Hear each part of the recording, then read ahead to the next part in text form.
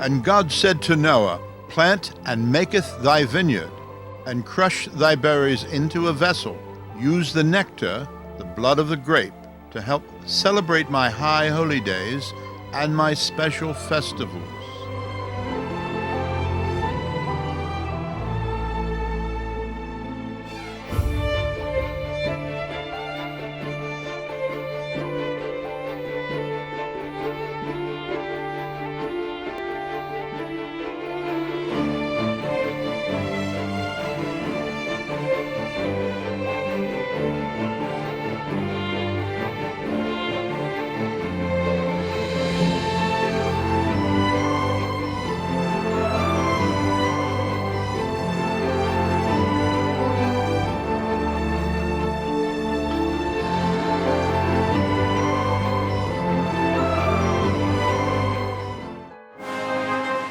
Hello, my name is Sir Anthony Greener, and I was a past board member of the Robert Mondavi Winery. My wife and I were visiting Margaret at her hilltop villa, and she said to me, Tony, would you be so kind as to do me a huge favor? I said, Margaret, what is your pleasure, darling? And she said, you see, we're doing a video on Bob's life, and we need an international voice. And now that you're here, I just felt your voice would be perfect. So would tomorrow be all right? And I said, of course it would be. It would be my great pleasure. So let me tell you about this inspirational, unbelievable, rags to riches life story of my friend Robert Mondavi. He was one hell of a man. He was a great man. He showed the world how to love wine, how to love life, how to use wine in the celebration of your life. The movie is called Mondavi, The Man, the Wine, and the World. Our story begins in 1978 on board Air France Flight 723, direct from JFK to Bordeaux International Jetport. Robert and his daughter Marcy have been invited to the chateau of the world's most famous French winemaker, the Baron Philippe de Rothschild, the owner of the Chateau Mouton Rothschild, the premier growth winery. Robert is looking out the window. He's looking down on the vineyards of Bordeaux. His daughter Marcy says, Daddy, what are you thinking of? Robert, looking down on the vineyard, says he's recalling the day in 1965 when his mother Rosa was in her kitchen. She said, Bobby, you're fired. He couldn't believe his ears. He'd worked for 23 years as the general manager at the Charles Krug Winery in Napa. What did she mean I was fired? He and his family were now banded from working at the Charles Krug Winery. How could this be? He said it took him 23 years of hard work building that winery every day. Yes, he said, it was a challenge, and yes, some days we had no money in the bank. But with the providence of God, he provided us with the best grapes grown in the Napa Valley. Of course, once we became profitable, it was fun, but it was very hard work. And now in 1978, the most famous wine man in all the world wanted to partner with Robert to make French wine on American soil in the Napa Valley. Robert said he felt like he had climbed Mount Everest and planted the House of Mondavi family flag at the summit. He was smiling. Back in 1965, Robert was broke. He had no savings. He didn't even own his own home. He had 3 children in college. In fact, Robert was the one who talked his father, Cesar Mondavi, into buying the Krug Winery when it came up for sale in 1943. The family Mondavi was a close-knit family, Italian immigrants from Italy. They moved to California in 1915. In 1943, friends of Robert said, the Krug Winery is up for sale. It is the oldest winery in California. Robert quickly went up to see it. He saw that this was perfect. We must buy it, he said at once. He then drove back to the family home in Lodi to inform his father. He told his father how they could sell wine in bottles instead of in tank cars and make 300% profit. That day in 1943, in his mother's kitchen, his father listened to him patiently. But Robert could not sway his father with the deal. That night, when his parents went to bed, His mother Rosa said to her husband, "Did you send your sons away to college to sell grapes? They want to make wine. You go up to the Napa tomorrow with Robert, and if that winery looks good to you, you buy it for your sons and daughters' future." Rosa's words were very, very strong. That morning, Cesar came downstairs. He said to Bobby, "You and I are going to Napa today." Bobby was quite surprised. He looked at his mother at once. He saw her smile, and then he knew it was her magic words that night that did the trick. They left that morning. They went to the winery and purchased it the next day at the Bank of America in San Francisco. Robert said it was one of the happiest days of his life. It was Robert's goal to secure that winery. It was his ambition. His ego pulled it off. Robert was a spark plug. He was an energizer. He was a promoter. He understood that the future of American winemaking depended on improving the quality of the wine. Robert believed that winemaking and promoting the drinking of wine was part of the good life, the celebration of life. It was the key to his future, and he was already working on his dream come true. Robert and Marjorie took a trip to France, which really opened their eyes to the possibility of changing winemaking in America forever. It was his younger brother, Peter, the shy and conservative one, who resented Robert's ambition, his energy, and his vision of the future. Peter saw Robert as irresponsible, especially in his wild, free-spending ways on business trips across the country. In early 1962, Robert received an invitation to the White House dinner honoring the new Italian ambassador from President and Mrs. Kennedy. His wife Marjorie was quite concerned because she didn't have a fancy coat, so they decided to go into San Francisco and do some shopping at a stylish department store. When Robert purchased a mink coat for his wife Marjorie and then charged it on the Krog Winery expense account, expecting to pay it back, it was just too much for Peter to bear. Over the next 3 years, Peter's anger and displeasure at his brother was noticeable. The Mondavi tempers finally clashed in 1965 when Peter accused Robert of stealing company funds. That insulted Robert's integrity. They started fighting in the winery warehouse, rolling in the dirt of the floor, and Peter got the worst of the fight. His face was all bruised. When Mother Rosa saw the bruises on her baby son Peter, she then turned against her son Robert. She called a meeting of the Krog Winery, the board of directors, and voted to fire Robert on the spot. The family forced him out of the Krog Winery, and his sons were also banned from working there in the future. Robert owned 20% of the winery stock, and he needed the money so he could start his own winery. But the family refused his request. They refused him for 10 years. In 1976, he finally brought a lawsuit against the Charles Krog Winery. In looking back over the years, he said that the court case was the worst experience of his life. In the middle of the case, Rosa, his mother, has a heart attack and passes away. Both sides blame each other. In the end, Robert wins the case and the judge awards him a large sum of money that is rightfully his. The judge gave instructions that the Charles Krog Winery be sold at auction. But Robert did not want to hurt his brother and his sisters, and so he and Peter came to a joint agreement to satisfy the court's ruling, which was very workable for the Mondavi brothers. In 1966, Michael graduated from college and had come into the new Robert Mondavi Winery. He always did an outstanding job at the winery, and his father was very, very pleased. Both Marcy and Tim came to work in 1974. All of his children always did well at the winery. It was now his winery, free and clear of all debt.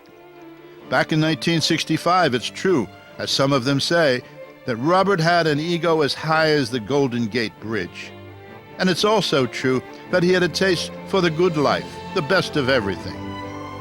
Back then, Robert would not be defeated. By sheer willpower, he built his dream-come-true winery. He raised over $200,000 in startup funding from industry wine friends. People believed in him and his vision for the Napa Valley. Robert hires a famous Hollywood home designer who understands what he wants in a new winery design. Robert says it must be a showcase design. It must invite people into the winery because of its design. Cliff May fulfills his dream come true. Robert wants a winery design that will attract wine lovers and tourists alike.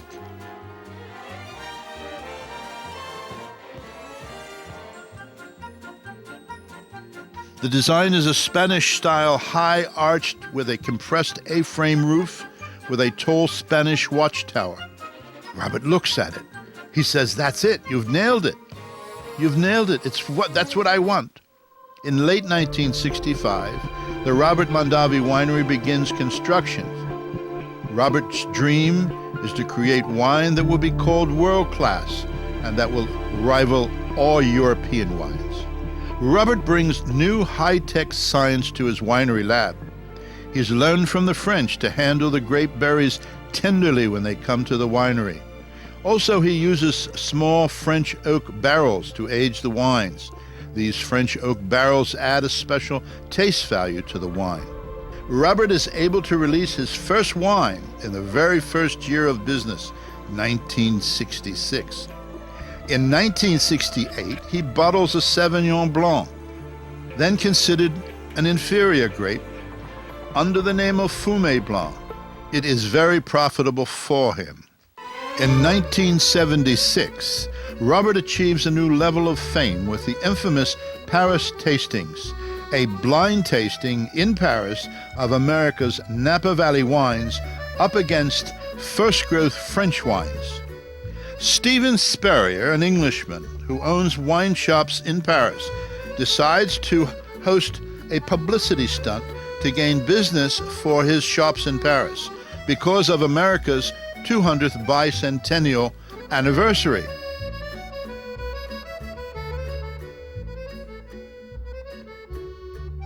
He conceives a Franco-American wine tasting at the Intercontinental Hotel, believing that the French wines will beat the young boutique Napa Valley wines. The tasting blows up in Spurrier's face. The Napa Valley wines win 5 gold medals of the best of 10 entries for Cabernet Sauvignon and Chardonnay. The young Americans have beat the French hands down. It's unbelievable.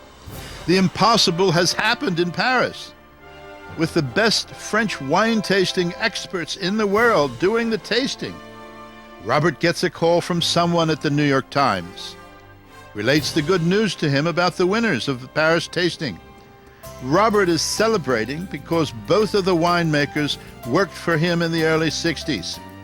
Both winemakers had gotten their early education and training at the University of Robert Mondavi Test Tube Winery back in 1965. Robert had trained both men on how to make the best wine in the world.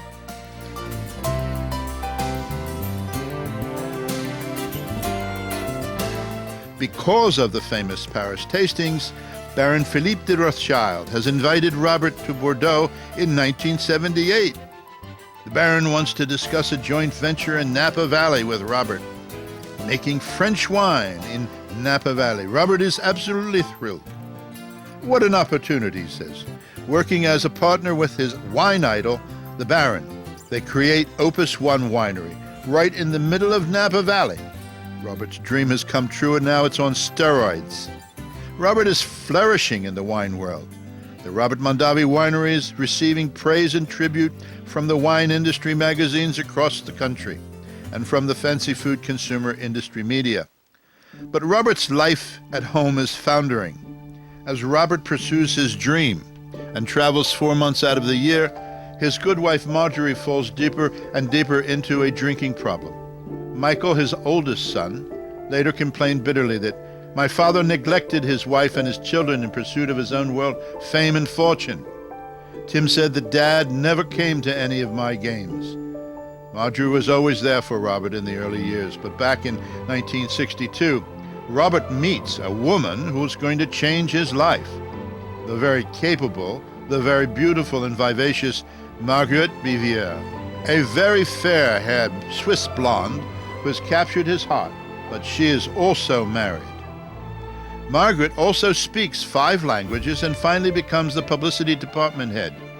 She is a wizard at cooking both American and European gourmet meals.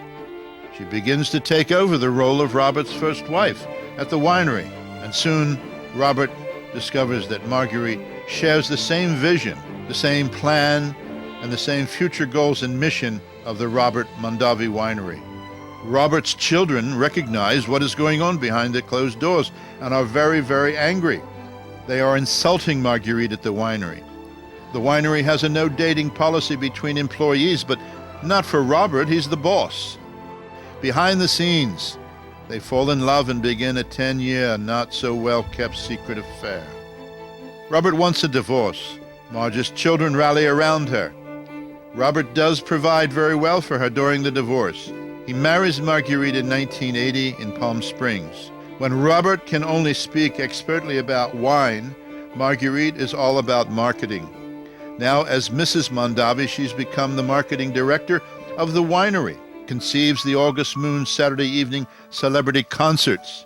The concerts are a huge success. She conceives of the famous French chef cooking program at the winery, which turns out to be another great success. The French chefs taste Robert's wine and love it. They have it, they ship it home to their restaurants and place it on their menus all over France. His wines are the first American wines to be served in any French restaurant. And now these French chefs are talking all about the Mondavis of Napa Valley. In 1981, it's Margaret's idea to start the Napa Valley Wine Auction. Over 30 years, it's raised over $50 million for Napa Valley hospitals. The Napa Valley auction turns out to be the best 4-day wine and gourmet food party in the world. In 1994, Wall Street comes calling. Goldman Sachs expressed interest in offering the Mondavi Corporation a Wall Street IPO that could mean $40 million to the winery's bottom line.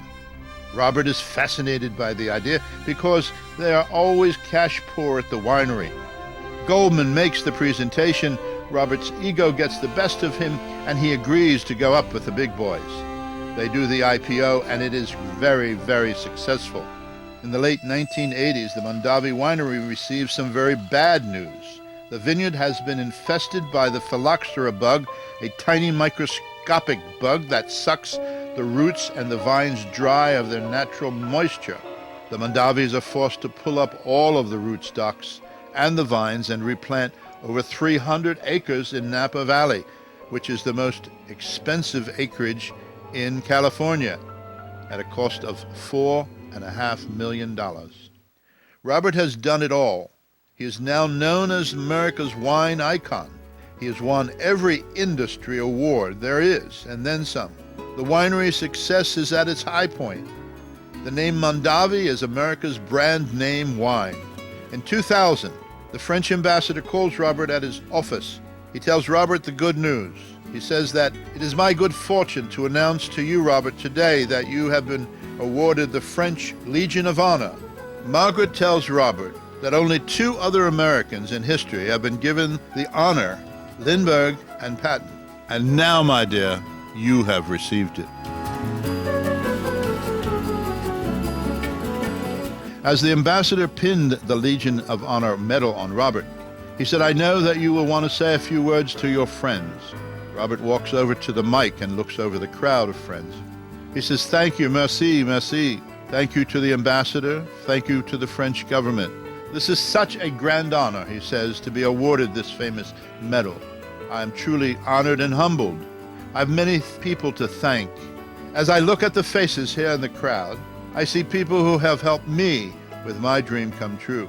And without you, I could not have done what I needed to do. We did it together. To my children, to my wife, to my good friends, you are the best of the best, and I know what you did for me. Thank you so much. Thank you so much."